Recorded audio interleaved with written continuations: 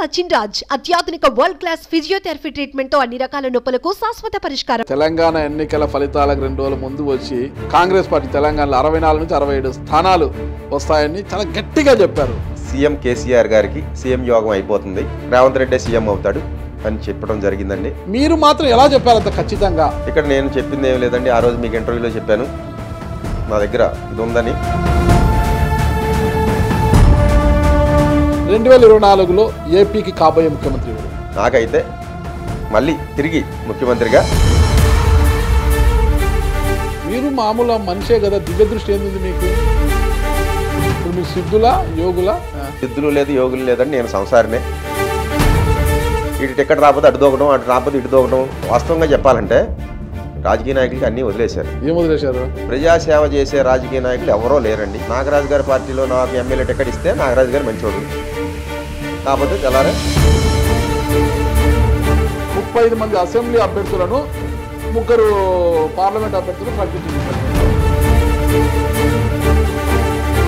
వచ్చేది ఇదే, ఏది అధికార పక్షానికి 117, ప్రతిపక్షానికి 58. అంతే. అది ఎవరుంటారన్నది వాళ్ళ చేతుల్లోనే ఉంది.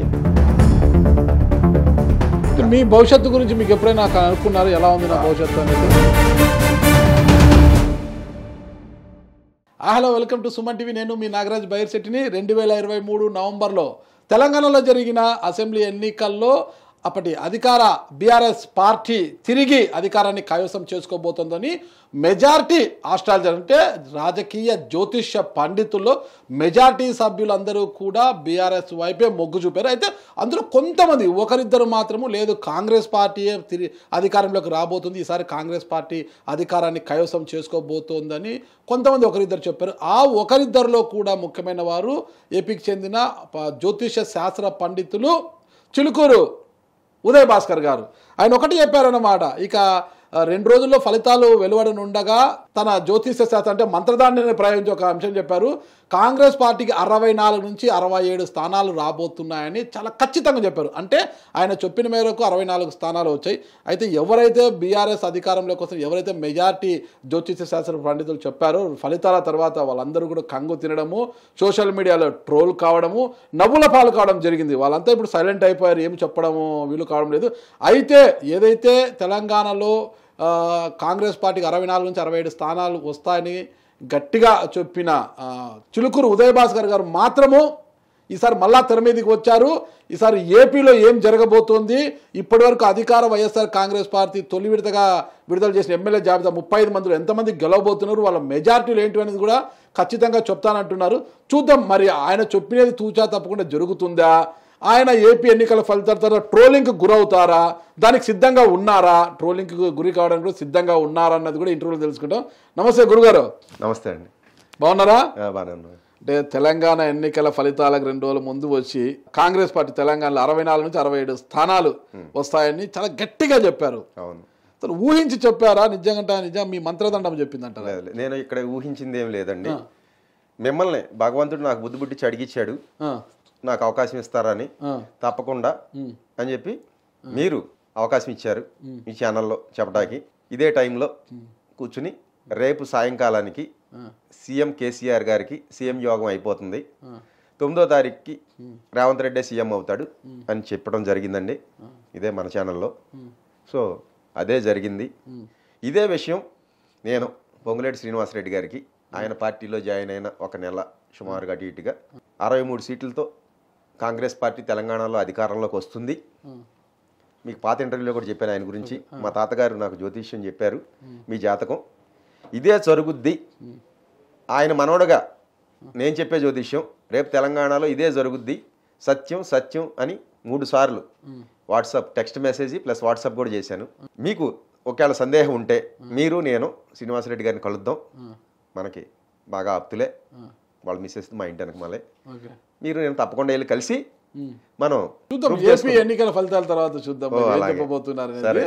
ఓకేనా? చాలా అంటే మెజారిటీ జ్యోతిష శాస్త్ర పండితులు ఎంతో మంది పేరుగాంచిన ఆహా ఓహో అనే జ్యోతిష శాస్త్ర పండితులు కంగు తిన్నారన్నమాట ఫలితాల తర్వాత, తెలంగాణ ఫలితాల తర్వాత. మీరు మాత్రం ఎలా చెప్పారు అంత ఖచ్చితంగా? ఇక్కడ నేను చెప్పింది ఏం లేదండి, ఆ రోజు మీకు ఇంటర్వ్యూలో చెప్పాను, నా దగ్గర ఇది ఉందని. ఏదుందని? అదే మంత్రదండం ఉందంటే చూపిండి, నాకు లైవ్లో చూపించాలన్నారు. సో ఆ రోజు అనివార్య కారణాల వల్ల అది తేలేదు కాబట్టి చూపిలేదు. లేకపోతే ఆ రోజే జాతకాలు లేవు నా దగ్గర, కేసీఆర్ గారిది, రేవంత్ రెడ్డి గారిది. ఆ రోజు ఈ మంత్రదండంతో అదే చెప్పగలిగేవాడిని. సో అది మనం ఆ రోజు మిస్ అయ్యాం. ఇవాళ అయితే మళ్ళీ మీకు లైవ్ లో చూపిస్తా తెచ్చాను. మాంత్రికుడి చేతిలో మామూలుగా ఎముక ఉంటుంది, పురత కూడా ఎముక, మీతో మాత్రం మంత్రదండం ఉందన్నమాట. ఇది సైన్స్. లైక్ మంత్రదండం అనేది సైన్స్ అండి. నేను క్షుద్ర మాంత్రికుడిని కాదు, నా దగ్గర ఎముకలు లేవు. ఇది ఓన్లీ సైన్స్. ఇందులో వాడే పదార్థాలు ఏమన్నా చెప్పమన్నా నేను పర్సనల్ గా చెప్తా మీకు, కానీ బహిరంగంగా మాత్రం చెప్పకూడదు. దీన్ని దుర్వినియోగం చేయకూడదు, చెప్పకూడదు. ఓకే అండి, సరే చూద్దాం. మీరు చెప్పేది త్వరలో ఏపీలో జరగనున్న ఎన్నికల్లో, మొత్తం సార్వత్రిక ఎన్నికల్లో ఫలితాలు ఎలా ఉండబోతున్నాయి అనేది మనం చూద్దాం. ఓవరాల్ గా చెప్పాలంటే 2024లో ఏపీకి కాబోయే ముఖ్యమంత్రి ఎవరు? ఓవరాల్గా అయితే నాకు కనపడే ఇదిలో, మీకు కనపడే ఇదిలో అంటే ఏది? ఇదిలో దివ్య దృష్టి అనుకోండి, లైక్ ఇంకో సైన్స్ అనుకోండి, ఆధ్యాత్మికం అనుకోండి, ఏదైనా అనుకోండి, మీరు దానికి ఎన్నైనా పేర్లు పెట్టుకోండి. నాకైతే మళ్ళీ తిరిగి ముఖ్యమంత్రిగా జగన్మోహన్ రెడ్డి గారే అవుతున్నారని కనపడుతుంది. మీరు మామూలు మనిషే కదా, దివ్య దృష్టి ఏంది మీకు? అంటే మనసును అంతర్ముఖం చేస్తే ఉందా మీకు? లేదు లేదు. ప్రతి వ్యక్తిలో కూడా మూలాధారం నుంచి స్వాధిష్టానం, మణిపూరకం, అనాహతం, విశుద్ధం, ఆజ్ఞ, సహస్రారం అని షట్చక్రాలు, పైన ఉంది 7వ చక్రం సహస్రారం అని చెప్పి ఉంది. ఈ కుండలిని జాగృతి అయితే, యాక్టివేట్ అయితే మానవుడికి సిద్ధులు వస్తాయి అని చెప్పి రాసి ఉందండి గ్రంథాల్లో. ఒక 20 ఏళ్ల క్రితం నేను సాధన చేస్తే నాకు కుండలిని యాక్టివేట్ అయ్యి సిద్ధులు కనపడుతుంటే మా తాతగారు చెప్పింది గుర్తొచ్చి, ఇలాంటి సిద్ధులు వస్తాయి నాన్న సాధన చేసేటప్పుడు, ఈ సిద్ధులు వచ్చాక అవి గోడ మీద కూర్చుని సాధకుండా పతనం చేద్దామని చెప్పి రెడీగా కూర్చుంటాయి. వాటి మాయలో పడితే సంకనాగిపోతారు. భారత భాగవత రామాయణాల్లో ఎంతోమంది ఋషులు కింద పడిపోయిన వాళ్ళు నేను చూపిస్తా. ఉదాహరణకి విశ్వామిత్రుడు బ్రహ్మర్షి అయ్యాడు కదా, ఏమైపోయాడు? మేనకం తగులుకుని సంకనాగిపోయాడు. అలాగా ముందు మాయని చేయించు, తర్వాత సిద్ధులు జోలికి వెళ్తురుగాని అన్నారు. సరే, ఆయన చెప్పింది నేను ఆయన ఎట్టగా డిసప్పాయింట్ చేస్తుంటాడని ఒకసారి తీవ్రమైన సాధనలో 20 ఏళ్ల క్రితం ఇదే హైదరాబాద్లో ఉన్నప్పుడు నేను తీవ్రమైన సాధన చేశాను. చేస్తే నాకు జాగృతి అయ్యి కనపడటం మొదలెట్టిని. సో కనపడటం మొదలెట్టాక నేను ఇది మంచి పద్ధతి కాదు, ఇది వచ్చిన కాడ నుంచి చుట్టూ మాఫియా గ్యాంగ్ తయారవుద్ది, మనని రాంగ్ ట్రాక్ పట్టిస్తారని మా తాతగారు చెప్పింది. ప్లస్ నేను రాజయోగంలో సంసారంలో ఉన్నాను కాబట్టి దీనికి ఇబ్బంది వస్తాయి అని చెప్పారండి ఆయన. నిలుపుకోవడం చాలా కష్టం నాన్న అని. సో దానివల్ల నేను మానేశాను. ఇది జరిగింది. సరే, కాలాంతరంలో 2009లో ఇప్పుడు మీరు సిద్ధులా యోగులా? సిద్ధులు లేదు, యోగులు లేదని నేను సంసారినే. నాకు భార్య ఉంది, ఒక పిల్లోడు ఉన్నాడు. నేను గృహస్థ ధర్మంలో ఉన్నా. మా తాతగారు చెప్పినట్టు వల్ల మీకు తెలంగాణ ఎలక్షన్లో ఎందుకు ఫెయిల్ అయ్యారు మీ ఆస్ట్రాలజర్స్ అన్నారు కదా మీరు, వీళ్ళందరూ కేవలం మాయలో ఉండే ఫెయిల్ అయ్యారండి. ఈ మాయ దాటితే మీకు చెప్తున్నానండి, ఈ మాయ దాటితాక ఏమాత్రం ప్రయత్నించినా, వీళ్ళు కమర్షియల్ కాకపోయినా, నాగరాజు గారు ఇలాంటి వచ్చిన వాళ్ళని మోసం చేయకపోయినా, నీతి నిజాయితీగా ధర్మంగా జీవిస్తే 100% వాళ్ళు సక్సెస్ అవుతారు. అందుట్లో నేను ఎంతో కొంత జీవిస్తున్నాను కాబట్టి నేను సక్సెస్ అయ్యాను అనుకుంటున్నానండి. ఒక్కసారికే సక్సెస్ ఎన్నికల్లో చూద్దాం అంటున్నారు కదా, పక్కా మళ్ళా ట్రోల్ అవుతారు. జగన్మోహన్ రెడ్డి గారు ముఖ్యమంత్రి అవుతారు అంటున్నారు. ఇప్పుడున్న పరిస్థితుల్లో చాలా సంక్లిష్టంగా ఉంది. అభ్యర్థులు అటు ఇటు మారుస్తున్నారు. గందరగోళంగా ఉంది ఆ పరిస్థితి. చాలా మంది పార్టీకి రాజీనామా చేసి తెలుగుదేశంలోకి, జనసేనలోకి వెళ్ళిపోతున్నారు. అవునండి. ఇప్పుడు ఇక్కడ టికెట్ రాలేదు, నాగరాజు గారు వేరే పార్టీలోకి వెళ్తారు. నాకు టికెట్ ఇవ్వలేదు చంద్రబాబు గారు, నేను వైసీపీలోకి వెళ్తాను. నిన్న మొన్న కేసీఆర్ నాని గారు చేసింది ఏంటి అదే కదండి. అలాగే కేసీఆర్ నాని అటువైపు వెళ్తే సింగిల్ సంజీవ్ కుమార్ ఇటువైపు వచ్చాడు. వస్తుంటారండి ఈ కప్పెటి తక్కిలు అన్నట్టు. ఏదో ఇటు టికెట్ రాకపోతే అటు దూకడం, అటు రాకపోతే ఇటు దూకడం. ఇంకేళ్ళకి మీకు వాస్తవంగా చెప్పాలంటే రాజకీయ నాయకులకి అన్నీ వదిలేశారు. ఏం వదిలేశారు? ఇక చెప్పకూడదండి, చెప్పండి మినోడ్తో. అది ఎందుకంటే ఇవాళ కేవలం అధికారమే లక్ష్యం, నాకు పదవే లక్ష్యం తప్ప ప్రజాసేవ చేసే రాజకీయ నాయకులు ఎవరో లేరండి. ఇది పైకి మాటలు చెప్తుమే తప్ప ఎంతవరకు కూడా నాగరాజు గారి పార్టీలో నాకు ఎమ్మెల్యే టికెట్ ఇస్తే నాగరాజు గారు మంచోడు, కాకపోతే తెల్లారే ఇవాళ మీరు నిరాకరించారు, మీరు చెడ్డోడే, నేను వేరే ఇంకొక పార్టీలోకి వెళ్ళిపోతాను. ఇదే జరుగుతుందండి. జగన్మోహన్ రెడ్డి గారు ప్రజాసేవ చేస్తున్నారా? ఆయన ప్రజాసేవ చేస్తున్నారా అనేది రేపొద్దున ఎలక్షన్ రిజల్ట్ని బట్టి మీకు ఆయన ఏదో నవరత్నాల పథకాలు పెట్టాడండి. రేపు ఎలక్షన్ రిజల్ట్లో ఆయన గెలిస్తే ఆ పథకాలు పెట్టినట్టు సేవ చేసినట్టు. అదే ఆయన ఓడిపోయాడు అనుకోండి, ఆయన పథకాలు సేవ చేసినట్టు కాదు ప్రజలకి. మీ జ్యోతిష శాస్త్రం ఏమైపోవాలి అప్పుడు?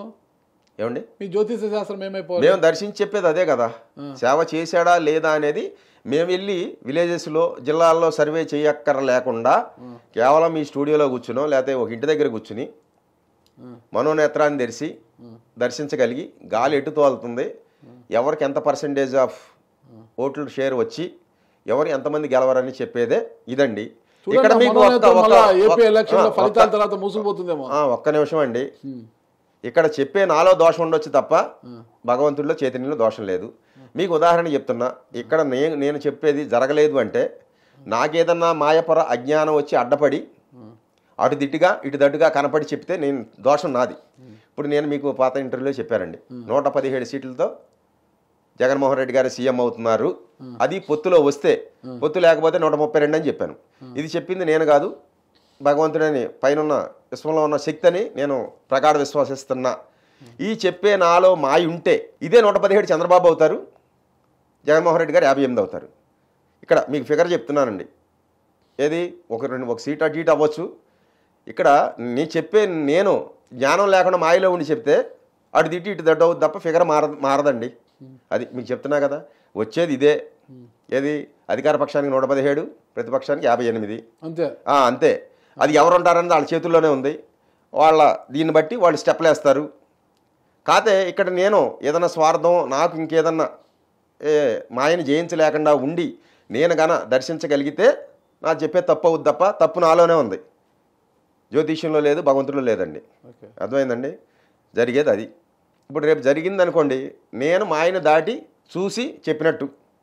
ఒకవేళ నేను జరగకపోయిందంటే రిజల్ట్ అయితే అదే వస్తుంది, నేను మాయను దాటలేదు. ఇంకా మీ భవిష్యత్తు గురించి మీకు ఎప్పుడైనా కనుక్కున్నారు? ఎలా ఉంది భవిష్యత్తు అనేది? లాటరీ ఏమైనా తగులుతుందా లేదా నాకు అనేసి కనుక్కున్నానండి. లాటరీ తగులుద్ది నాకు. ఈ మే నెలలో నాకు లాటరీయే తగులుద్ది. ఆ లాటరీ ఎంత తగులుద్ది అనేది కూడా నేను మీకు పర్సనల్గా చెప్తా, ఇక్కడ జనం చెప్పకూడదు. లాటరీ తగులుద్ది, ఇది కన్ఫర్మ్ 100%. మీరు మంచి క్వశ్చన్ వేశారు, లాటరీ ఎంత తగులుద్దని. నా లాటరీలో మీకు షేర్ ఇస్తా. నాకు వద్దండి, మీరు బాగుంటే చాలు. అదే ఇక్కడ భగవంతుడు బలికిచ్చాడు. ఇప్పుడు ఈ క్వశ్చన్ ఏమి ఇచ్చింది భగవంతుడు, మీకు లాటరీ తగులుద్ది అన్నారు కదా, నాకు లాటరీ తగిలితే మీకు షేర్ ఇస్తా. తగిలితే మీ మనోనేత్రం చెప్పడం లేదా? చెప్తుందండి. ఇక్కడ మీకు పలికిచ్చేది కూడా, మీకు షేర్ ఇమ్మని చెప్పేది కూడా ఆయనే. ఒకసారి గోవాకు వెళ్ళండి, కసినోలో మంచి డబ్బులు సంపాదించాడు. అయ్యి అడిగారండు నాగరాజు గారు, ఆస్ట్రేలియా నుంచి ఫోన్ చేసి, ఇప్పుడు గురువు గారు క్యాసినోలో ఉన్నా ఏం వస్తుంది చెప్పండి, దాని మీద వేస్తా అన్నాడు ఒకడు. చెప్పా, రే గురువు గారు పక్క నెంబర్ ఆగిందండి, 25 మీరు చెప్పారు కదా, పక్క నెంబర్ ఆగిందండి అనేవాడు. అలా 3 సార్లు జరిగింది. ఓహో అలాగా, సరే నాన్న మంచిదే, సంతోషం, ఇంకెప్పుడు ఫోన్ చేయమాకు నాకన్నా. ఇక్కడ ఎందుకంటే వాడు నిజం చెప్పడు కదా, అక్కడ ఉన్నోడు నిజం చెప్తాడా? ఎందుకంటే చెప్తే మళ్ళీ మనకి గురువు గారికి దక్షిణ ఇచ్చుకోవాలి కదా. ఎంతోమంది అబద్ధాలండి, మన శక్తిని అలా దుర్వినియోగం చేయకూడదు. ఏది క్యాసినోలకి, క్రికెట్ బెట్టింగ్లకి. ఎంతమంది క్రికెట్ బెట్టింగ్లు కూడా అడిగారు నన్ను, ఏది గెలుస్తుంది చెప్పమని. మనం మా సిద్ధాంతాలు చెప్పినట్టు చెప్తే నేను ఫెయిల్ అయ్యేవాడిని. మనకి ఎందుకని 2009లోనే. ఓకే సరే, ఓకే. ఎటు తిరిగి ఏ పరిస్థితులు ఎలా ఉన్నా అధికార వైఎస్ఆర్ కాంగ్రెస్ 117 స్థానాలతో ముఖ్యమంత్రిగా మళ్ళా జగన్మోహన్ రెడ్డి మళ్ళా బాధ్యతలు చేపట్టబోతున్నారు. ఇకపోతే ఇప్పుడున్న పరిస్థితుల్లో జగన్మోహన్ రెడ్డి గారు ఇటు క్యాండిడేట్ అటు, అటు క్యాండిడేట్ ఇటు మార్చారు, ఎమ్మెల్యేలను అటు, మంత్రులను టికెట్లు పీకేశారు, కొంతమంది మంత్రులను పీక్ అవతల పడేశారు, కొంతమంది మంత్రులను తీసి మా ఎంపీలుగా పంపించారు, కొంతమంది ఎమ్మెల్యేలు ఇటు, కొంతమంది టికెట్లు లేవన్నారు, అటు ఇటు చేశారు కదా. అంటే తొలి జాబితాలో తీసుకుంటే మనకి ఇప్పటి వరకు అఫీషియల్ గా 3 ఎంపీ అభ్యర్థులను ప్రకటించారు. అధికార వైఎస్ఆర్ కాంగ్రెస్, టీడీపీ, జనసేన, ఇంకా పొత్తులు అభ్యర్థులు ఏంటి అనేది ఇంకా చర్చలో ఉన్నారు. బీజేపీ కూడా వాళ్ళతో కలిసి వస్తుందా లేదా పక్కన పెడితే, అధికార వైఎస్ఆర్ కాంగ్రెస్ దీంట్లో ముందడుగులో ఉంది. 35 మంది అసెంబ్లీ అభ్యర్థులను, 3 పార్లమెంట్ అభ్యర్థులను ప్రకటించింది ఇప్పటికీ. ఒకసారి మనం వీటి గురించి చర్చిద్దాం, వీళ్ళలో ఎవరికి బలాబలాలు చూద్దాం. అనంతపురం నియోజకవర్గానికి సంబంధించి అనంతపురం పార్లమెంటుకు మాలగుండ శంకర్ నారాయణ వైఎస్ఆర్ కాంగ్రెస్ పార్టీ అభ్యర్థి. ఇతని పరిస్థితి ఏంటి? ఎంత మెజార్టీ రావచ్చు ఇతనికి? ఓడతాడా గెలుస్తాడా? శంకర్ నారాయణ మెజార్టీ అనేది మనం తర్వాత చెప్పుకుందామండి. గెలుపు అయితే సత్యం. శంకర్ నారాయణ అసలు హిందూపురం సంబంధం అయినా, హిందూపురం పార్లమెంటు అనంతపురంకి వచ్చాడు ఆయన, ఎలా సాధ్యమవుతుంది అతనికి? ఇక్కడ సాధ్య అసాధ్యాలన్నీ కూడా పైవాడు లిఖించి ఉన్నాడండి. ఇక్కడ స్టెప్ వేయించాడంటే జగన్మోహన్ రెడ్డితో పైవాడు ఆడిచ్చేదే. ఇక్కడ జగన్మోహన్ రెడ్డి సినిమా ఆడేదేం లేదండి. జగన్మోహన్ రెడ్డి ఆడినా, చంద్రబాబు నాయుడు అయినా పైన రాసిన స్క్రిప్ట్ ప్రకారం ఆడతారు. అర్థమైందండి? ఈయన గెలుపు అవకాశాలు ఉన్నాయి. మెజార్టీ అనేది మళ్ళీ ఇంటర్వ్యూలో చేసుకుందాం. ఏది గెలుపు అవకాశాలు పక్కా. ఓడితే ఓడర్ అని చెప్తున్నాం కదండి. మీ జ్యోతిష్ శాస్త్రాన్ని మానేసి ఇంట్లో కూర్చుంటారా? అలాగే అండి. మీరు కూర్చోబెడతానండి, మేము ఎందుకు కూర్చోం? ఓకే, మంచిగా. రైట్. ఓకే. హిందూపురం పార్లమెంట్ కు జలదారి శాంత, జే శాంత, ఈమె వైఎస్ఆర్ కాంగ్రెస్ పార్టీ అభ్యర్థి. ఇవన్నీ కూడా వైఎస్ఆర్ కాంగ్రెస్ పార్టీ నుంచి అడుగుతున్నాను. హిందూపురం నుంచి శాంత గారు పోటీ చేయబోతుంది. జలదారి శాంత అంటే బళ్ళారి మాజీ మంత్రి కట్టా శ్రీరాముల సోదరి. మరి ఈమె పరిస్థితి ఏంటి? ఏమో గెలుస్తుంది. ఓకే. అరకు భాగ్యలక్ష్మి ఇప్పుడున్న ఎమ్మెల్యే, పాడేరు ఎమ్మెల్యే భాగ్యలక్ష్మి గారిని అరకు పంపిస్తున్నారు. ఆమె పరిస్థితి ఏంటి? ఎంపీగా పంపించారు. అది ఎస్సీ కాన్స్టిట్యుయెన్సీ అనుకుంటా కదా, ఎస్టీ అరకు. ఆమె కూడా అతి క్లిష్టమైనా సరే గెలుపు అయితే అది ఎస్సీనా ఎస్టీనా అని తెలుసు మీకు, గెలుస్తుందని చెప్తారు మీరు. అదేలేండి, అరకు ఎస్టీలండి. సరే, మిగతా అన్ని ఎస్సీలు ఉన్నాయి కొన్ని, ఏది కాన్స్టిట్యున్సీలు. సరే, ఇక్కడ క్యాస్ట్ల గురించి మనకి దాని గురించి వద్దుగానండి. ఎవరైనా మానవులే. జనాభా ప్రాతిపదికన క్యాస్ట్ అనేది డిక్లేర్ చేసి ఎంపీ సీట్లు ఇస్తున్నారు రిజర్వేషన్ కోటాలో. సరే, ఎవరైతే ఏముందండి, భాగ్యలక్ష్మి గారు అయితే గెలుస్తారు. ఓకే. ఇక ఎంపీల పక్కన పెట్టేసి ఎమ్మెల్యేల జాబితా ఇది. నంబర్ 1 గాజువాక, అంటే విశాఖ జిల్లా గాజువాక, అంటే ఉమ్మడి విశాఖ జిల్లా గాజువాక, వరికూటి రామచంద్రరావు. ఇప్పుడున్న సిట్టింగ్ ఎమ్మెల్యేని పక్కన పెట్టి, ఓకేనా, వరికూటి రామచంద్రరావుని ఇన్ఛార్జిగా ఇచ్చారు. ఆయన ఎమ్మెల్యే అభ్యర్థి అయితే గెలుస్తాడా ఓడతాడా? గెలుస్తాడండి. ఎలా చెప్తారు? అతి స్వల్ప మెజారిటీ. మంత్రదండం చెప్పిందా? ఇది చెప్పింది అండి. ఇక్కడ నేను మంత్రదండం చెప్పింది. ఇక్కడ బలికేదంతా కూడా నా సొంత కవిత్వం వెళ్ళలేదండి. చూడండి.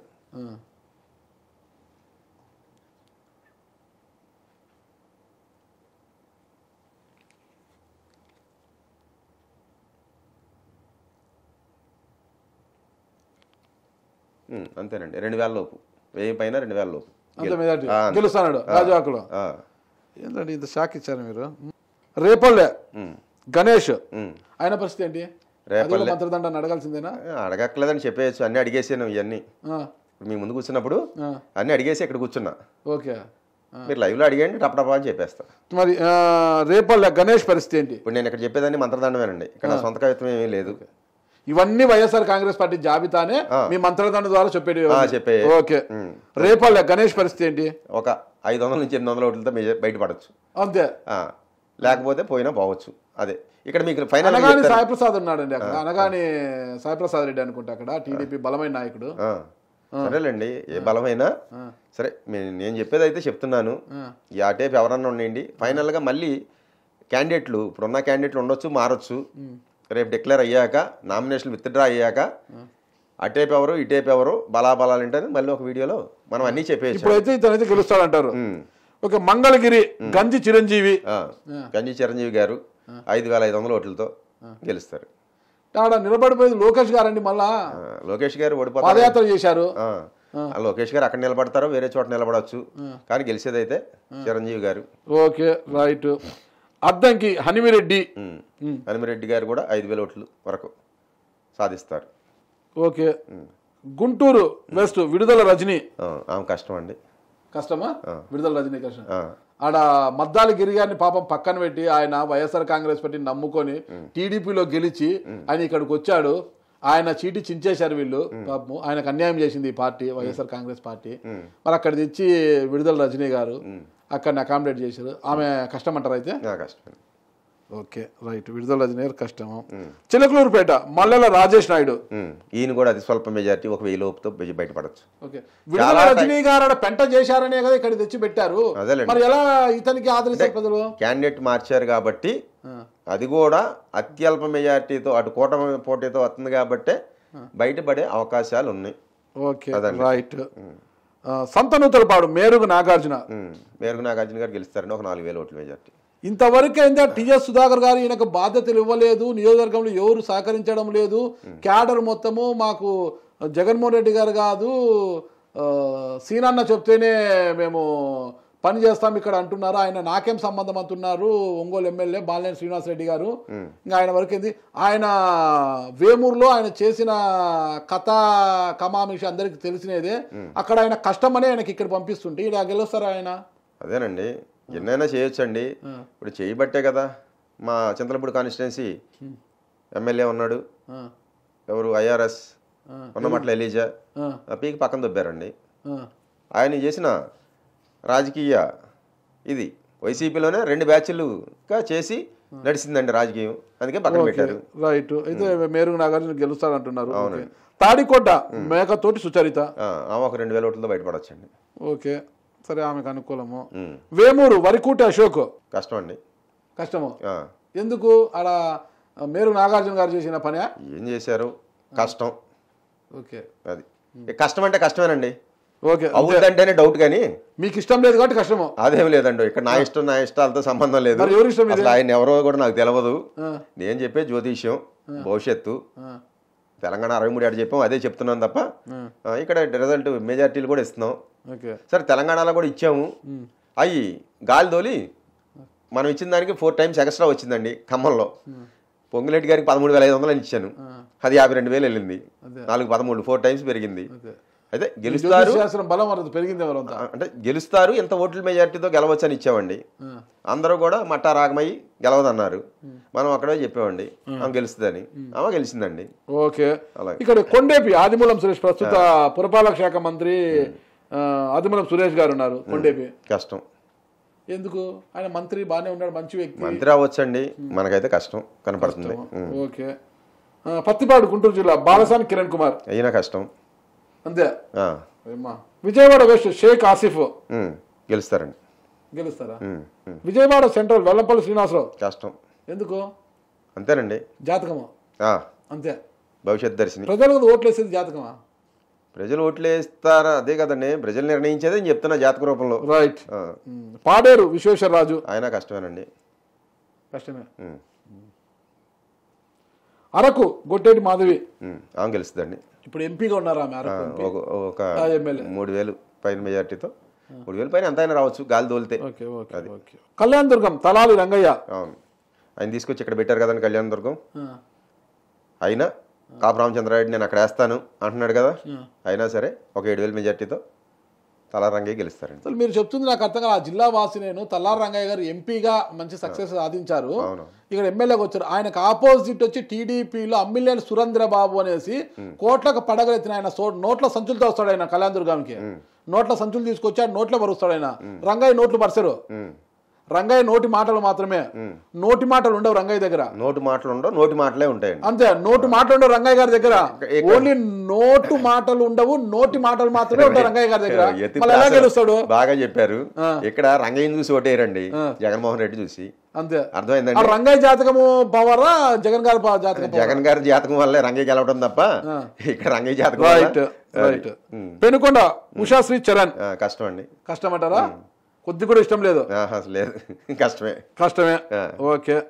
చంద్రగిరి చెవిరెడ్డి మోహిత్ రెడ్డి మంచి మెజార్టీ, 10,000 పైన, 12,000 దాకా. వాళ్ళ ఆయన ఎప్పుడు 20,000 30,000 తెచ్చుకుంటాడు. సరే, ఈయన కొద్ది తగ్గినా ఇప్పుడు పార్టీలు పొత్తులో వచ్చినాయి కాబట్టి 12,000తో కన్ఫర్మ్ గా గెలుస్తాడండి. మచిలీపట్నం యువ కెరాటం, యువ కిషోరం, పేరుని కృష్ణమూర్తి అలియాస్ పేరుని కిట్టు, 3,000 మెజార్టీతో తప్పకుండా గెలుస్తాడు. ఓకే. వాళ్ళ నాన్న ఆదరణ పనికి వస్తుంది అబ్బాయికి. ఏదైనా ఆయన ఆదరణ, జగన్ గారి ఆదరణ, ఏ ఆదరణ అయినా దీంట్లో గెలిపే అవకాశాలు ఉన్నాయండి. గుంటూరు ఈస్ట్ నూరి ఫాతిమా ఏమో మంచి మెజార్టీతో గెలుస్తుంది. ఓకే. షేక్ ముస్తఫా గారి గారాల పట్టిమే, ముస్తఫా గారి యొక్క 9,000 పైన. ఓకే, ఎంతైనా రావచ్చు. ఓకే. తిరుపతి భూమన అభినయ్ రెడ్డి ఈయనకో 10,000 వద్దండి. ఓకే. వాళ్ళ నాన్న మన అతి కష్టం మీద 1,000-2,000 ఓటుతో బయటపడ్డాడు. వాళ్ళ నాన్న అదేమోనండి, ఇప్పుడు ఈయనకైతే గెలిపే. రైట్. ఎమ్మిగనూరు వెంకటేష్ ఆయన ఎడ్జిలో బయటపడతాడండి. అంతే, అంతే. అది కూడా చెన్నకేశ్వరరెడ్డి గారి మద్దతు ఉంది కాబట్టి. రైట్. ఎర్రగొండపాలెం చంద్రశేఖర్ ఆయన ఒక 3-4 వేలు, అంతమించి అయితే రాదు. ఓకే. రైట్. కదిరి మక్బుల్ బాషా ఈయన 17,000 నుంచి 20,000 దాకా రావచ్చు. అసలు ఆయన ఇంతవరకు వైఎస్ఆర్ కాంగ్రెస్ జెండా పట్టలేదు, జెండా కట్టలేదు. ఆయన ఎవరికి తెలియదు, కదిరిలో ఎప్పుడు లేడు. బెంగళూరులో రియల్ ఎస్టేట్ వ్యాపారాలు చేసుకుంటే ఆయన కదిరికి వస్తే ఆయన గెలిపిస్తారు ప్రజలు. నేను ఒకటి చెప్తున్నా అండి, ఎలీజా ఎవరో మాకు తెలియదు. చింతలపూడి వచ్చాడు, 35,000 మెజార్టీతో గెలిచాడు. చింతలపూడి చరిత్రలో 35,000 మెజార్టీతో గెలిచింది విద్యాధర గారు ఒక్కడే. తర్వాత ఎప్పుడు గెలిచిన విద్యాధర గారు 1,500, ఇంకెవరు గెలిచినా 1,500తోనే గెలిచారండి. కానీ ఎందుకు గెలిచాడంటే 15,000తో 35,000తో గాలి. ఇప్పుడు ఈయన కూడా గాలి తోలొచ్చు. చూద్దాం. వైసీపీకి గాలి లేదంటున్నారు, ఫ్యాన్ స్పీడ్ తగ్గింది అంటున్నారు. తగ్గిందండి, 5లో పెట్టినా 1 స్పీడ్ తో తిరుగుతుంది అంటున్నారు టీడీపీ వాళ్ళేమో. కాదండి, గాలి అంటున్నారు. కాదు, ఇప్పుడు ఇక్కడ టైట్ గా గాలి తగ్గబట్టే అంతా 1000, 500, 2000 మెజార్టీలు కనపడుతుందండి. Okay right. పోలవరం తెల్లం రాజ్యలక్ష్మి భర్తకి వ్యతిరేకత ఉందనే కదండి మార్చేసింది. ఏమో కూడా ఎడ్జిలో బయటపడద్దండి. ఓకే. రాజమండ్రి రూరల్ చెల్లిపోయిన వేణుగోపాల్ కష్టం. ప్రస్తుతం మంత్రి అండి. మంత్రి అయితే ఏముందండి అంతే అంటారా? Okay. Rajahmundry city Margani Bharat MP గారిని తీసుకెళ్ళి రాజమండ్రి సిటీ పెట్టాడు. యంగ్ అండ్ డైనమిక్ ఎడ్జిలో బయటపడతాడు. 3000 సినీ గ్లామర్ ఏదో ఒకటి అదండి. ఓకే. ప్రత్తిపాడు అదే కాకినాడ దగ్గర వరుపుల సుబ్బారావు కష్టమే. ఓం నమః శివాయ. ఓం నమః శివాయ. అంతే. ఓకే. జగ్గంపేట తోట నరసింహం 2000 పైన. ఓకే. అదండి. పిఠాపురం వంగా గీత ఆమె అంతేనండి 2000. అతి కష్టం ఆమె కూడా. పి గన్నవరం వేణుగోపాల్ ఈయన 9-10,000 దాకా లాగుతాడు. రామచంద్రాపురం పిల్లి సూర్యప్రకాష్ ఈయన అలాగే 2000, 3000, 4000 దాకా మ్యాక్సిమం. ఓకే. పాయకరావుపేట కంబాల జోకులు ఈయన మంచి మెజార్టీ వద్దండి 20,000 దాకా. ఆయన ఎక్కడో నాకు తెలిసి శ్రీకాకుళం జిల్లా అనుకుంటా. ఆయన అది శ్రీకాకుళంలో విజయనగరం జిల్లాలో ఆయన తెచ్చి ఇటుకి వేస్తున్నారు. ఎక్కడైతే ఏంటండి పాయకరావుపేట ఇప్పుడు మీరు అడిగిన అన్నిటిలోకి మెజార్టీ వచ్చేది అదే. గొల్లబాబురావు గారు చాలా అభివృద్ధి చేశారంటాడు, పొగుడుతున్నారు జనాలంతా. ఏదైనా చేయండి. ఇక్కడ మీరు ఇప్పుడు అడిగిన 35 నియోజకవర్గాల్లో అత్యధిక మెజార్టీ వచ్చేది పాయకరావుపేట. ఓకే. అది ఏమో చూద్దాం. మీ జ్యోతిష్ శాస్త్రం మీరు ట్రోల్ కావాలని ఉన్నారు కానీ తప్పే ఉంది. అనకాపల్లి భరత్ కుమార్ అనకాపల్లి 3000, 3500 అంతే. ఇంకా లాస్ట్ అండి రాజేష్ ఆయన 16,000 దాకా లాగొచ్చండి. ఇవన్నీ ఆ మంత్రదండమే చెప్పిందా? అంతా అది చెప్పిందేనండి. ఇక్కడ నేను సొంతంగా చెప్తున్నాను, నేను మీకు చెప్పట్లేదు. ఏమండి ఇక్కడ తప్పు ఏదైనా ఉంటే నాలో ఉంది కానీ విశ్వంలో ఉన్న కాస్మిక్ ఎనర్జీలో లేదు. అది తప్పు ఏదన్నా ఉందంటే నాలోనే ఉంది. ఇప్పుడు రేపొద్దు నేను చెప్పింది జరగకపోయినా తప్పు నాదే కానీ భగవంతుడిది కాదు. అంతేనంటారా? అంతే. ఓకే. మీరు చెప్పిన లెక్కల ప్రకారం తీసుకుంటే తొలి జాబితా 35 మంది ఎమ్మెల్యేలకు గాను 26 మంది అధికార వైఎస్ఆర్ కాంగ్రెస్ అభ్యర్థులు గెలుస్తారని చెబుతుండగా 9 మంది మాత్రమే టీడీపీ జనసేన కూటమి గెలుస్తారని చెప్తున్నారు. అవునండి, కన్ఫర్మ్ ఓడిపోతారు. ఇందుట్లో కూడా ఇప్పుడు నేను చెప్పిన 500, 1000, 2000 ఉన్నాయి చూసారండి. వీళ్ళు కష్టపడకపోతే ఇప్పుడు మనం చెప్తామని వీళ్ళు కూడా ఒక 8 మంది మాక జాతకం బాగుంటే కష్టపడకపోయినా గెలుస్తారని చెప్తున్నారు. మీరు కష్టపడకపోతే ఎందుకు గెలుస్తారండి? లేదండి, జాతకం చెప్తున్నాము, కష్టపడితేనే పని అవుద్ది తప్ప ఎవరు జాతకాన్ని వాళ్ళే రాసుకుంటారు. కృష్ణరాజు గారు చెప్పారు కదండి, ఎవరు ప్రభాస్ సినిమాలో రాధేశ్యామ్, ఏం బంగారు 99% మనం చెప్పింది కాదు జరిగేది, ఎవరి జాతకాన్ని ఆడే రాసుకుంటున్నాడు. ఉన్న 100లో 99 లెక్కలు ఎందుకు వారి జాతకం రాసుకుంటే మీరెందుకు జాతకాలు చెప్పడం? ప్రభాసు నేను చెప్పాను, ఇప్పుడు వరకు నేను చెప్పింది ఎక్కడా తప్పలేదు, 100కి 99% నేను చెప్పింది జరిగింది అన్నాడు కాబట్టి ఆయన చెప్పాడండి. 100కి 99% వాళ్ళ జాతకాన్ని వాళ్లే రాసుకుంటున్నారని. ఇది నీ అనుభవంలో కూడా మీకు చెప్పేది ఏంటంటారండి, నేను చెప్పింది జరిగిద్ది, జరిగినా సరే వాళ్ళ జాతకాన్ని వాళ్లే రాసుకుంటున్నారు. ఇప్పుడు ఉదాహరణకి ఒక వ్యక్తికి నువ్వు పోటీ చేయొద్దు, నువ్వు ఓడిపోతావని చెప్పానండి, కానీ నేను ఎన్నో నువ్వు చెప్పేది ఏంటి నేను వినేదేంటి అని వెళ్ళాడు, ఓడిపోయాడు. ఇక్కడ నేను ముందు చెప్పిన ఉపయోగం ఏముందండి, వాడి జాతకాన్ని వాడే రాసుకున్నాడు కదా, అంతేనండి జరిగేది.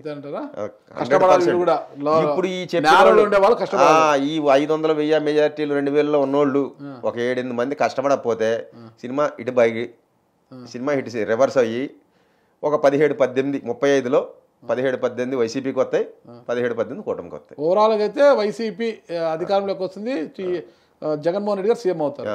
ఒక లాస్ట్ పాయింట్ అండి, టీటీడీఓ ధర్మారెడ్డి గారు ఆయన రాజకీయ అరంగేట్రం చేయాలని చాలా ప్రయత్నాలు చేస్తున్నారంట.